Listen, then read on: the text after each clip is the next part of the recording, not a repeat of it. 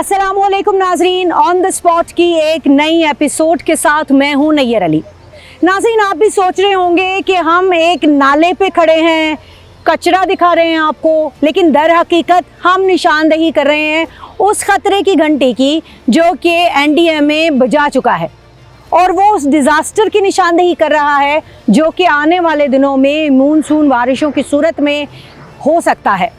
और इस डिज़ास्टर से बचने के लिए जो इक़दामात हैं, वो क्या इक़दामात हैं जो करने ज़रूरी हैं, उनकी तरफ भी इशारा दे रहा है। अब एनडीएमए की जानिब से जो अलर्ट जारी किया गया है उसमें ना सिर्फ ये कि मानसून बारिशों की वजह से फ्लैश फ्लडिंग, अर्बन फ्लडिंग, उसके साथ क्लाउड बर्स्ट और दरियाओं में तुग़यानी का अलर्ट जो है वो जारी किया गया है। अब इस सारी सूरत हाल से निमटने के लिए क्या पीडीएम यानी प्रोविंशियल डिज़ास्टर मैनेजमेंट के तमाम इदारे तैयार हैं जो कि एनडीएमए के दिए हुए अलर्ट के ऊपर कार्रवाई करेंगे, या फिर ये है कि ये हमारा काम नहीं, ये उसकी हुदूद है, ये उसकी हुदूद है, वही हुदूद के झगड़े हमें फिर दिखाई देंगे और उसके बाद वो जो ख़तरात जिनकी निशानदेही की जा रही है हर साल की तरह खुदा न खास्ता इस साल भी हमें भुगतने पड़ेंगे। लेकिन क्या तैयारी हो रही है, क्या तैयारी नहीं हो रही है पाकिस्तान भर में, उसकी एक झलक हम आज आपको दिखाएंगे। कुछ जो जिम्मेदारान हैं उनसे बात भी करवाएंगे। और इस वक्त हम रावलपिंडी में मौजूद हैं जहां के हवाले से ये दावा किया जा रहा था कि यहाँ पर बहुत काम हो रहा है और नाला लई को जो है वो बचाने के लिए और नाला लई के अतराफ़ के जो लोग हैं उनको महफूज रखने के लिए जो इदारे हैं वो अपना काम कर रहे हैं, चाहे वो सिविल डिफेंस है, चाहे वो वासा का इदारा है, चाहे वो रेस्क्यू 1122 इदारा है, सब अलर्ट है ये कहा जा रहा है। लेकिन यहाँ ग्राउंड रियलिटी क्या है ये हम आपको दिखाएंगे। और इससे पहले कि हम यहाँ की ग्राउंड रियलिटी आपको दिखाएं, हम आपको ये दिखाते हैं कि कराची में जो है वहाँ भी सैलाब के बाद जो है वो हमेशा पूरा शहर डूब जाता है। इस बार मानसून की वजह से कितना नुकसान जो है वो एक्सपेक्ट किया जा रहा है और उससे निमटने के लिए जो अलर्ट्स हैं उनके मुताबिक क्या तैयारी कर ली गई है, इस हवाले से हम जानेंगे। हमारे साथ वकास बाकिर मौजूद हैं जो कराची से हमें ज्वाइन कर रहे हैं। वकास बाकिर, बताइएगा कि इस बार जो है वो एनडीएमए या पीडीएम ये कह रहा है कि भाई कोई बहुत बड़े सैलाब का ख़तरा नहीं है, लेकिन फिर मौसमियाती तब्दीली का एक जो है वो ये भी कहा जाता है कि मौसमियाती तब्दीली की वजह से अनप्रेडिक्टेबल बारिशें होती हैं, अनप्रेडिक्टेबल अर्बन जो है वो फ्लडिंग होती है। तो अभी इंतजामात की क्या सूरत हाल देख रहे हैं आप? इस सैलाबी सूरत हाल में ख़ास तौर पे सिंध में दो बड़े चैलेंजेस होते हैं। एक अर्बन फ्लडिंग का जो कि कराची और हैदराबाद जैसे गुंजानाबाद इलाकों के लिए है, दूसरा जो दरिया के दोनों अतराफ जो आबादियां हैं, जो पुश्तों के करीब जो इलाके हैं, जो उनको मुंतकिल करना किसी सैलाबी सूरत हाल में, वो दो बड़े चैलेंज हैं। तो एक रिवराइन फ्लड की और एक अर्बन फ्लडिंग की सूरत हाल में सूबाई हुकूमत के डिज़ास्टर मैनेजमेंट अथॉरिटी ने इंतजामात किए हैं। कराची में जो एक और चैलेंजिंग सिचुएशन होती है वो बड़े नालों की सफाई का काम होता है, क्योंकि कराची में रेन इमरजेंसी और जो सीवरेज का पूरा निज़ाम है वो इन बड़े नालों पर इन्हिसार करता है। ताहम ये जो सफाई का काम है, मुतादिद ऐसे बड़े नालों की पॉइंट्स हैं जहाँ पर अब भी कचरा जमा है और उस तरह से सफाई जो कि ड्यू थी वो नहीं हुई है। कराची में 500 से ज़ायद ऐसे छोटे नाले हैं जो कि टाउन म्यूनिसिपल कॉरपोरेशंस के इंतजामी कंट्रोल में है, वहाँ पर सूरत हाल ज़्यादा अबतर है। ठीक हो गया, बहुत बहुत शुक्रिया वकास बाकिर, आपने बड़ी तफसील के साथ जो है वो हमें सारी जो सूरत हाल है उससे आगाह किया है। कश्मीर से हाकिम अजीम नसरानी हमारे साथ मौजूद है। हाकिम अजीम नसरानी साहब, ये जो इस वक्त मजमूई तौर पर पानी की सतह में इजाफा हो रहा है, तो उस इजाफे के तनासुब से आपको इंतजामात वहाँ पर तसल्ली बख्श दिखाई दे रहे हैं? इस वक्त मैं मौजूद हूँ गुड्डू बिराज के मकाम पर, जहाँ पर आज जो है वो पानी 1,65,000 क्यूसेक कंट्रोल रूम की जानिब से बताया गया है, जबकि आहिस्ता आहिस्ता इस पानी में इजाफा होगा। अगर बात इंतजामात की जाए तो हर साल की तरह इस साल भी कश्मीर का जो कच्चा है वो तकरीबन कश्मीर से लेकर सक्खर तक 72 किलोमीटर का फासला रखता है, और इस कच्चे की जो पानी की ज़रूरत है वो तकरीबन 4 से लेकर 4.5 लाख 5 लाख तक है। इसी पानी से कच्चा सैराब होता है, और जब 5 लाख से पानी ज़्यादा गुज़र हो तो फिर सैलाबी सूरत हाल पैदा हो जाती है। क्योंकि जो कच्चे के लोग हैं उन्होंने ऑलरेडी अपने लिए हिफाजत इंतजाम किए होते हैं, और जो लोग अपने लिए कुछ नहीं कर सकते उनके लिए इंतज़ामिया की जानिब से इक़दाम किए जाते हैं, उन्हें रेस्क्यू किया जाता है, उनकी माल मवेशियों को लेकर महफूज मकामात की तरफ मुंतकिल किया जाता है। तो इंतज़ामिया का यही बताना था कि तकरीबन आने वाले 15 से 20 दिनों तक कोई ऐसी सूरत हाल नहीं है जिसके लिए हमें परेशानी का मुंह देखना पड़े, लेकिन फिर भी हमने स्टैंड बाय जो कश्तियां हैं वो उनका भी बंदोबस्त किया हुआ है, खैमों का भी बंदोबस्त किया हुआ है, और जो कच्चे के लोगों की मवेशी हैं उनके लिए जो खुराक है मवेशियों का उनका भी बंदोबस्त किया हुआ है। ज़िले इंतज़ामिया की ख़ास तौर पर DC और AC कश्मीर का यही कहना है कि कश्मीर कच्चा जहाँ पर सैलाब आता है तो हम अपने आप को बाकायदा तैयार करके बैठे हुए हैं, अगर ऐसी कोई सूरत हाल पैदा हुई तो इंतज़ामात मुकम्मल हैं हमारे और हम ऐसे सूरत हाल को मुंह दे सकते हैं। जी ठीक हो गया, बहुत शुक्रिया आपका हाकिम अजीम नसरानी। हमारे साथ पेशावर से 365 न्यूज़ के नुमाइंदे आरिफ मौजूद हैं। आरिफ, ये बताइएगा कि यहाँ इस वक्त मजमूई तौर पर जो तैयारियाँ की जा रही हैं, आप या वहाँ पे जो मौजूद लोग हैं, जो इदारों की जो कारकर्दगी है उससे मुतमईन हैं? हमेशा से यही होता है कि मानसून के वक्त यहाँ पर सैलाब आ जाता है, तो उसकी बिना पर सूबाई हुकूमत ने तमाम तैयारियाँ की हुई हैं। पहले से बजट में भी इसमें फ़ंड में इजाफ़ा किया है। अगर इक़दाम के हवाले से बात करें तो तमाम अज़ला के लिए डिस्ट्रिक्ट कम्पेंसी जो प्लान है वो तैयार किया गया है। फ्लश फ्लड दरिया में तुग़यानी, शहरी सैलाब, लैंड स्लाइडिंग और मुतासरा इलाकों की निशानदही, ये तमाम तैयारियाँ की गई हैं। जबकि रिलीफ सामान के लिए खेमे, खुराक, अद्वियात वग़ैरह भी ज़ख़ीरा किया गया है। इसी तरह रेस्क्यू 1112 ज़िला इंतज़ामिया और PDMA के दरमियान रब्ता मज़ीद मजबूत किया गया है और मज़ीद इसमें कोशिश की जा रही है। हसास इलाकों के इनखला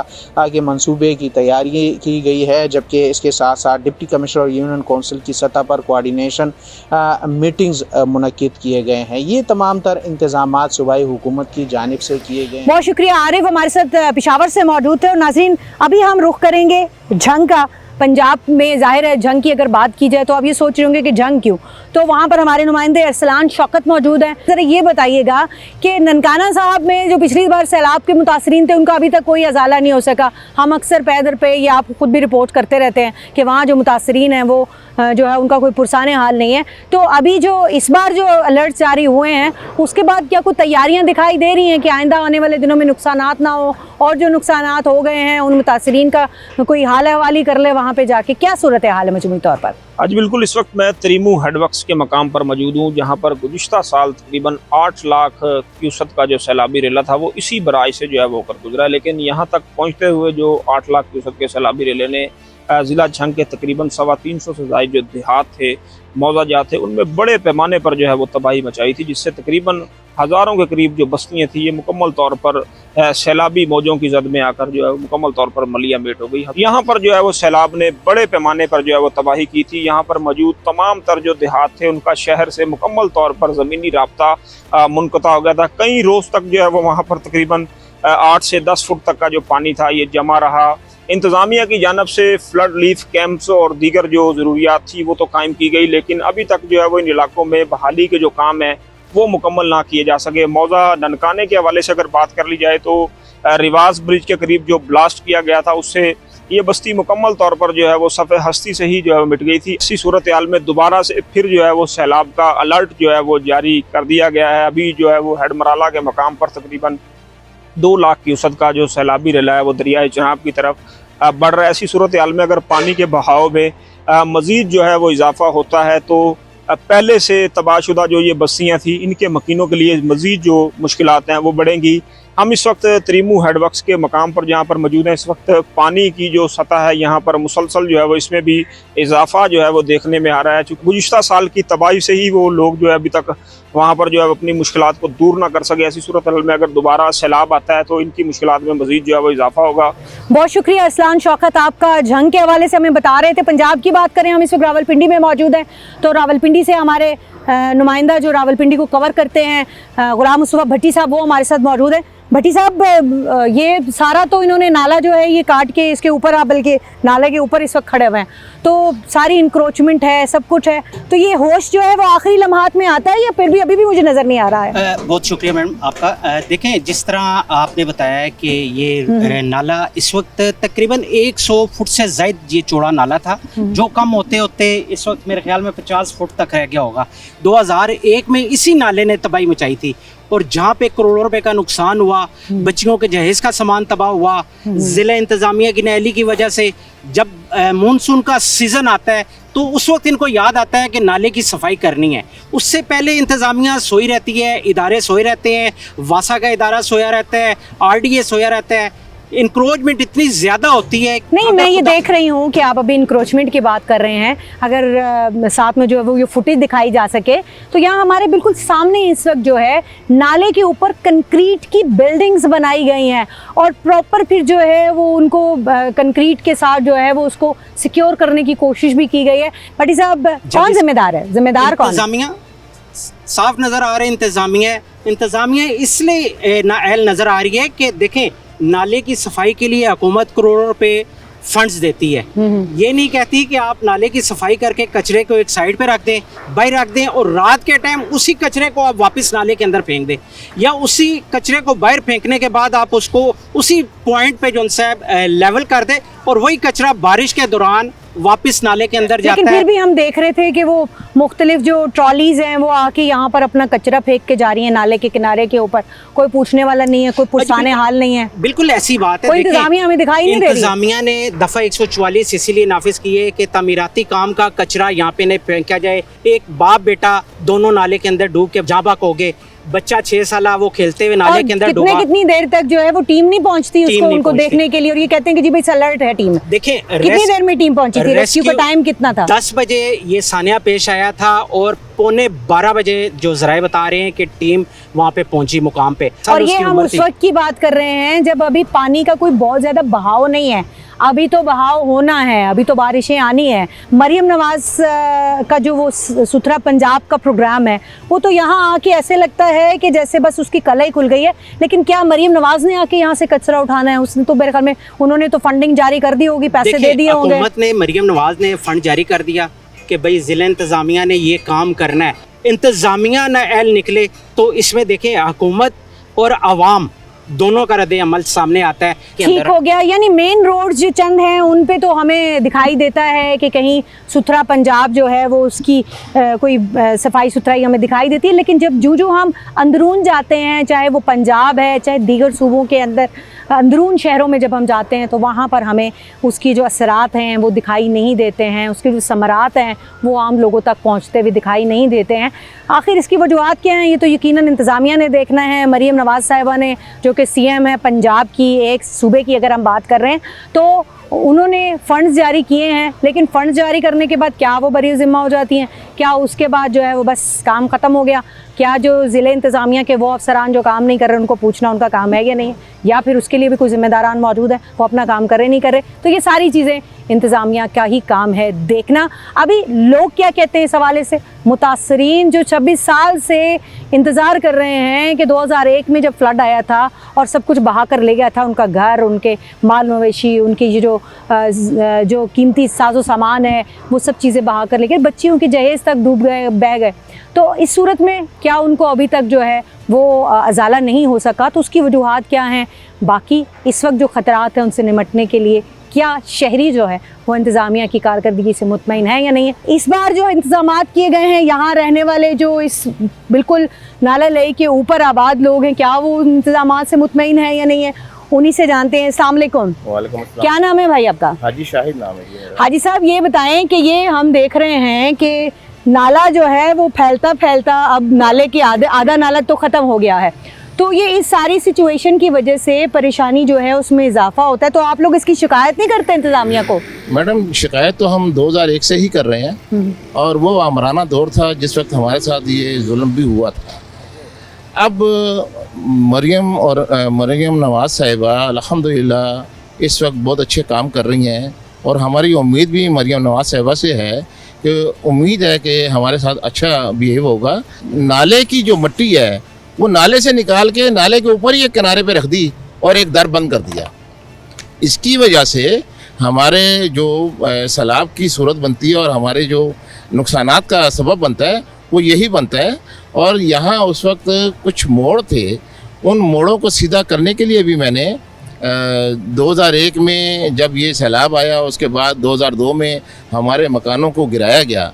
अच्छा। तो जब गिराया गया था तो हमें कहा तो ये गया था कि आपको ज़मीन के बदले ज़मीन मिलेगी, लेकिन हमें कुछ नहीं दिया, ज़मीन के बदले ज़मीन नहीं दी। हमें अगर मलबे का मुआवजा भी दिया तो ऊँट के मुंह में जीरे के बराबर। 2001 से लेकर अब यानी 26 साल हो चुके हैं इस सारे वाक़े और हमें कहा ये कि भाई आप कंट्रोलिंग बोर्ड रावलपिंडी से रब्ता रखें, आपको ज़मीन के बदले ज़मीन दी जाएगी, लेकिन हमें आज तक किसी ने पूछा तक नहीं। ठीक है। और जब सैलाब आया उसमें हमारे लाखों का नुकसान हुआ तो हमारा पुरसाने हाल भी कोई नहीं हुआ था। अब ये नुकसानात होते हैं, उनका अजाला करने के लिए भी यहाँ पर मौजूद नहीं होते। अभी जो इंतजामात किए गए आप उनसे मुतमईन है, आपको लग रहा है? ये गैर तसल्ली बख्श है। और उसकी आपने तो सिर्फ ये देखी कि मट्टी लही से निकाल के ऊपर डाल दी। आप मेरे साथ आगे चले, सिटी सदर रोड से लेके ये उस्मानपुरा गली तक दुकानदारों ने अपनी दुकानों की बैक साइड पर नाले के अंदर इंक्रोचमेंट किया है। ना सिर्फ इंक्रोचमेंट है बल्कि सरकारी जगह पे कब्जा किया हुआ है। तो वो सिटी साइड पर लोगों ने इंक्रोचमेंट किया है, वो नजर किसी को नहीं आ रही, वो नहीं गिराया जा रहा। और हमारे कैंट के मकानों को गिरा दिया। आज भी आप मेरे साथ चले, मैं आपको दिखाता हूँ, इंक्रोचमेंट आपको नजर आएगी। ठीक है। और इंक्रोचमेंट जो है वो सबसे बड़ा मसला है जो हम पहले भी बात कर रहे थे। आप भाई जरा इधर आ जाइएगा। तो हम पहले भी बात कर रहे थे, यहाँ एक और साहब भी मौजूद हैं जो यहीं इसी जगह के मकामी हैं और वो यहाँ की एक यूनियन इन्होंने बनाई हुई है जो मुतासरीन के मामलात देखती है, जो इंतज़ामिया के साथ डील करती है। तो उनसे बात करते हैं। अस्सलाम वालेकुम, क्या नाम है आपका? जमाल खान नाम है मेरा यहाँ दुकान है ग्वाल मंडी में। अच्छा, ये बताइए कि ये जो इंतजामात अभी किए गए हैं, आपने तो बहुत सारी बारिशें, बहुत सारे सायरन बजते हुए यहाँ पर देखे हैं कि जब खतरे की घंटी जो है वो बज जाती है तो उसके बाद फिर अब क्या करना? आपको लग रहा है कि इंतजामात तसल्ली बख्श है? मैम ऐसे है ना कि हमारे साथ हर साल ये मामलात होते हैं, लेकिन एक साल दूसरी से ज़्यादा मुश्किल वाला होते हैं। पिछले साल भी हमारे साथ ये हुआ था कि पिछले साल भी बहुत ज़्यादा मसला बन गया था। ठीक है। मतलब बिल्कुल नई चढ़ने का काबू हो गया था बिल्कुल। इस दफा तो ये मेरे ख्याल है 21-22 उस तक पहुंच गया था। बिल्कुल 22 पे चला गया था। जी जी। इस दफा ये मामला है कि पिछले साल फिर भी इन्होंने इतना किया कि कम से कम कुछ मलबा निकाल के और ले गए, यहाँ से उठाया। इस दफा इन्होंने क्या किया कि आप सामने देख रहे हैं, बल्कि इससे पहले आपने जिक्र भी किया, ये इस साइड पे आप देखो पूरा ग्राउंड बन गया। ये लई का मिट्टी जो है ना उठा के यहाँ रखते हैं। वैसे बराए नाम जो है ना हमें इस दफ़ा सफाई नज़र आई, लेकिन कोई ख़ास सफाई नज़र नहीं आया। हालांकि होना तो ही चाहिए कि यही मिट्टी गाड़ियों में डाल के यहाँ से शिफ्ट करना चाहिए था, बकाया उन्होंने यहाँ लेवल कर दिया। ये आप लोगों के सामने नज़र आ रहा है बिल्कुल। अब जब बारिश होगी, खुदा न खास्ता अगर ये लई जो है वो चढ़ती है, नाला लई, तो फिर उसके बाद ये सारी मिट्टी जो है ये लोगों के घरों में जाएगी। इसका यही फ्यूचर नजर आ रहा है आपको? देखो अभी सावन शुरू नहीं हुआ, लेकिन खुदा ना खास्ता अगर सावन शुरू हो गया तो ये जो है ना ये पानी जो है ना लोगों के घरों के अंदर चली जाएगी। जिस तरह हालात बने ना, इससे भी आप देखो, उससे आप आगे भी चले जाओ, ये हालात है मुख्तलिफ जो है ना पुलों के साथ। ये आपको ये तो पुलों के साथ ये नज़र आ रहे हैं, पुलों से आगे तो बहुत ज़्यादा कचरा बना हुआ है। खतरनाक सूरत हाल इसलिए भी है जनाब कि अनप्रिडिक्टेबल सूरत हाल है और वेदर चेंज हो रहा है, क्लाइमेट चेंज है। उस क्लाइमेट चेंज की वजह से जो है अगर E11 डूब जाता है, कराची डूब जाता है, लाहौर डूब जाता है और बाकी जो इलाके हैं उनकी तो हम बात इसलिए नहीं कर रहे क्योंकि वहाँ पर जो है उनका तो पुरसाने हाल ही कोई नहीं। तो हम मेन शहरों की बात करें, KP में जो पिछली दफ़ा हुआ वो भी आपको याद होगा अच्छे तरीके से। तो इस तमाम सिचुएशन से निपटने के लिए आया इंतज़ामिया बर वक्त काम क्यों नहीं करती? इस वाले से जो है जो यहाँ के रिहायशी लोग हैं वो भी हमें परेशान दिखाई देते हैं। कुछ और लोगों से भी आपकी बात कराते हैं। अच्छा अकील, ये बताएंगे ये सारा जो आपके मसाइल हैं उसमें तो किसी सूरत कमी नहीं हो रही? कचरा यहाँ से उठा के यहीं पर फेंक के चले जाते हैं। मैम मैक्सिमम 10 से 15 दिन हुए हैं ये सफाई हुई है। सफाई ये हुई है कि फिर वही कचरा दोबारा बैला अगर देखा जाए तो ये 20 से 25 किलोमीटर दूर फेंकना चाहिए। जी जी बिल्कुल। और अगेन ये दोबारा जो है ना इसी लई में ये दोबारा वो कर रहे हैं। तो कम अज़ कम इंतज़ामिया को चाहिए कोई ऐसे इंतज़ामात करें कि ये दोबारा लई में नहीं जाए। अब इंतज़ामिया तो वही है जो यहाँ पर जो है वो आंखों में धूल झोंकने के लिए आती है। तो कौन इसका पुरसाने हाल है? ऊपर मेरा ख्याल है मरियम बीबी को कोई अपने तौर पर ही एक्शन लेना पड़ेगा इसका। मरियम बीबी भी इधर कुछ नहीं कर सकती सिवाय अल्लाह के, इधर और कुछ नहीं कर सकता। नाज़रीन, 2001 के जो नाला लई के मुतासरीन हैं और जो पानी जहाँ जहाँ तक आया था उसकी एक सिर्फ आपको झलक दिखाने के लिए ये अगर आप मेरा कैमरा आपको दिखा सकेगा यकीनन कि ये जो बिल्डिंग है ये बिल्डिंग पूरी पानी के अंदर डूब गई थी और अभी तक इनकी जो बहाली का काम है वो नहीं हो सका है। अभी जो कुछ और मुतासरीन से हमने आपकी बात कराई थी, 26 साल से वो जो है वो अपने नुकसानात के अजाले के लिए इंतज़ार कर रहे हैं। जो ज़मीनें डूब गई, जो लोगों के घर बह गए थे वो अभी तक इंतज़ार करें, तो अभी तक अजाला नहीं हो सका है। अब यहाँ पर जो लोग मौजूद हैं, जो रहते हैं, कुछ वो लोग हैं जो उस वक्त के मुतासरीन में शामिल होते हैं और कुछ वो लोग हैं जो कि यहाँ पर इस वक्त रह रहे हैं, वो सारी सिचुएशन को देख रहे हैं। आप ये बताइएगा कि अजाला तो हमें कोई अभी तक दिखाई नहीं दे रहा है, लोग परेशान थे, हमने इससे पहले भी बात की है। आप ये बताएं कि जो इस वक्त काम हो रहा है, हम देख रहे सारा नाला तो ऊपर तक आ गया, तो आप ये जो इंतजामात करते हैं दारे। मैं मलिक खालिद बात कर रहा हूँ। यहाँ हर साल यही काम होता है।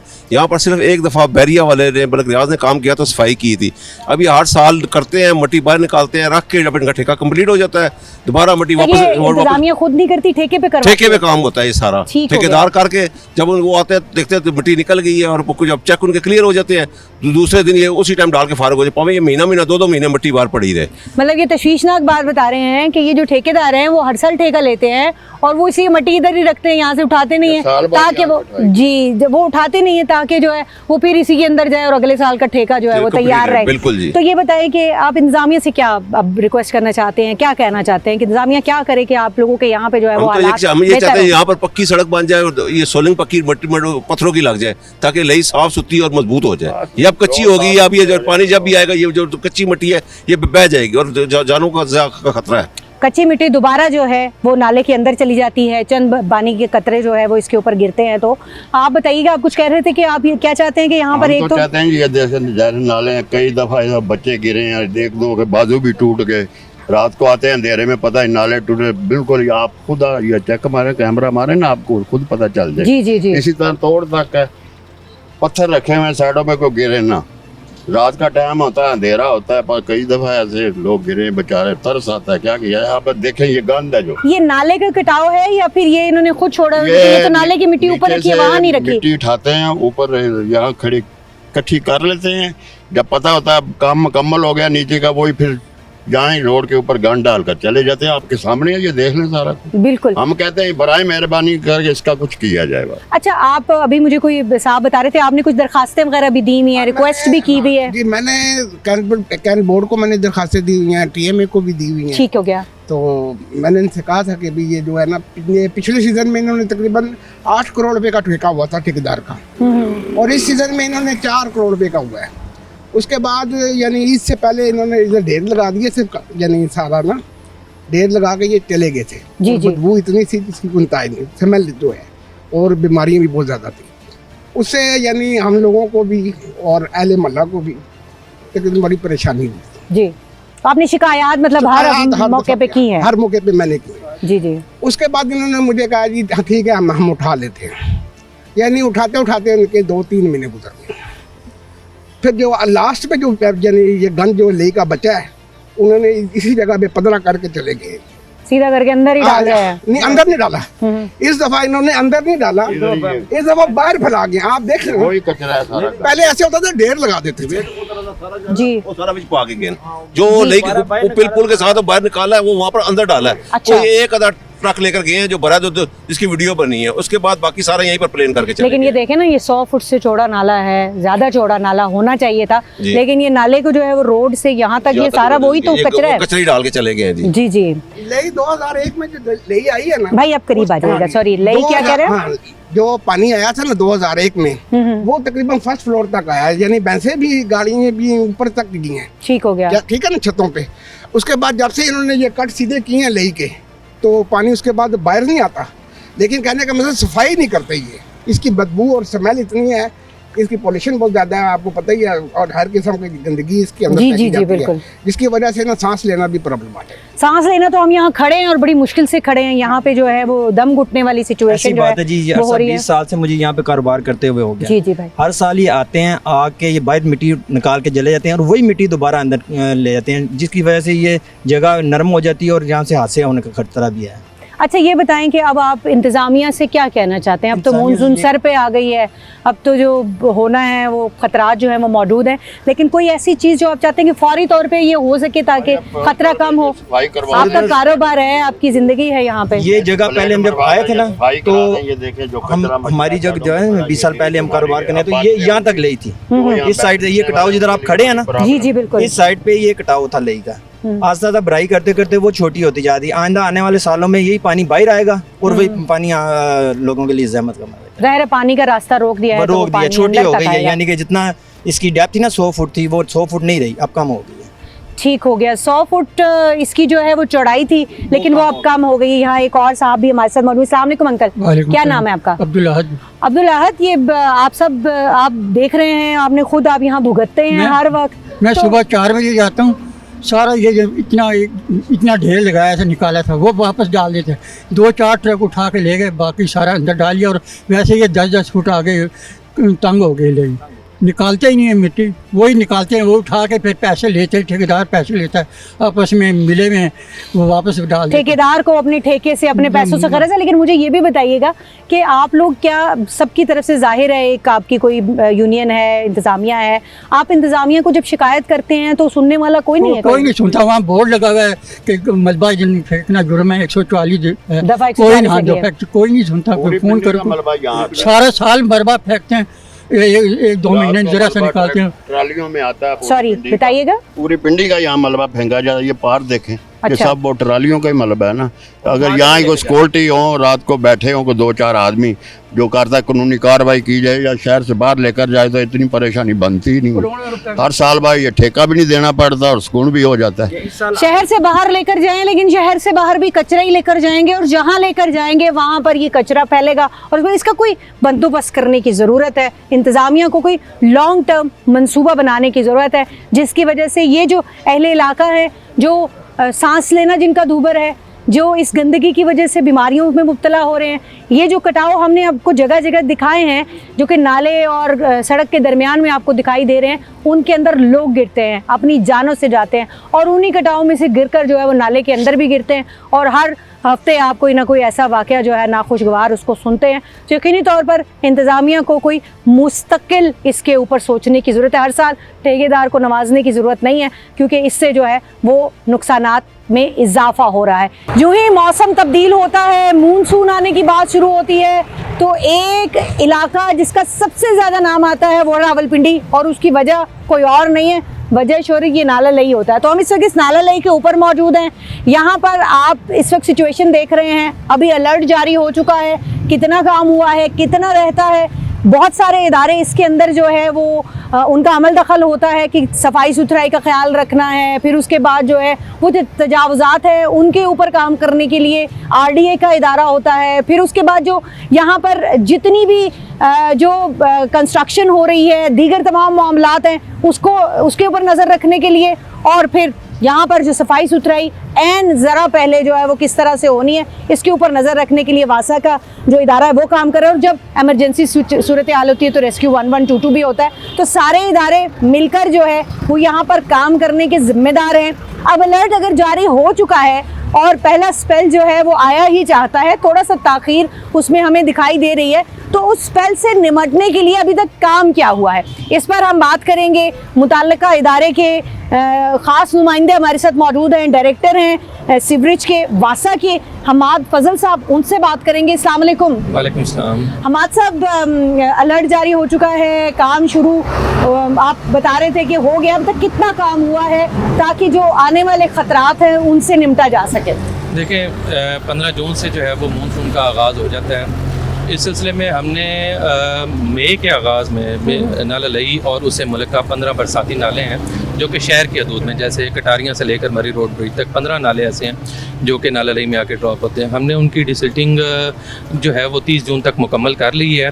अब महकमा मौसमियात की तरफ से अब एडवाइज़री इशू हुई है कि 18 से लेकर 24 जून तक 24 जुलाई तक सॉरी हैवी स्पेल्स हैं। उसमें मानसून में होता ही है कि हम लोग अपना एक कंटीजेंसी प्लान हर साल की तरह इशू करते हैं, जिसमें हमारे फील्ड में स्टाफ डिप्यूटेड होता है, हमारे जो फील्ड ऑफिसेज हैं वो 24/7 ओपन होते हैं। उसमें स्टाफ की जो पॉइंटिंग पॉइंट्स हैं, जो डेजिग्नेटेड पॉइंट्स हैं, जैसी बारिश की महकमा मौसमियात की तरफ से पेशगोई की जाती है तो अमला वक्त से पहले ही वहाँ पे हमारे जो हैवी मशीनरी के साथ उन पॉइंट्स पे पहुँच जाता है, ताकि अगर निकासी आप के अमल में किसी किस्म का खलल या कोई रुकावट पड़ती है तो उसको फौरी तौर पर रिटेस्ट कर सके। अच्छा, डायरेक्टर साहब से थोड़ी देर पहले हमारी जब बात हो रही थी तो वो हमें बता रहे थे कि ये अगर नंबर्स मेरे कैमरामैन आपको दिखा सके तो यहाँ पर ये पूरी जो है इसको मापने के लिए इसकी गहराई जो है वो यहाँ पर पॉइंट्स जो हैं वो बना दिए गए हैं।